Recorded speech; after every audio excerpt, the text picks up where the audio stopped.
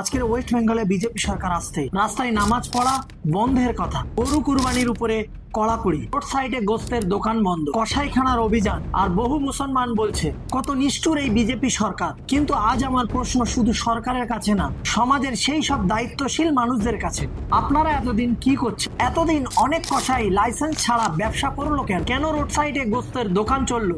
যে দেশে হিন্দু মুসলিম সব ধর্মের মানুষ একসঙ্গে বাস করে, সেখানে অন্য সম্প্রদায় কষ্ট পায়, এমন কাজ রাস্তায় কেন হবে? আজ যখন কসাইখানা বন্ধ হচ্ছে, দোকান শিল হচ্ছে, তখন আমরা বলছি অত্যাচার। কিন্তু আগে আইন মেনে লাইসেন্স ঠিক করা হলো না কেন? আর রোডের উপরে নামাজ, ইসলাম কি সত্যি এটা সমর্থন করে? নাকুদা মসজিদের ইমাম সাহেব বলছেন রোডের উপরে নামাজ পড়া ঠিক না, তাই আমরা আর রাস্তায় নামাজ পড়বো না। 1400 বছর আগে মোহাম্মদ সাল্লাল্লাহু আলাইহি ওয়াসাল্লাম কোনো মানুষকে কষ্ট দিয়ে ইবাদত করা ইসলাম সমর্থন করে না। তাহলে শুধু কোনো ইমাম বললে বলে মানবো?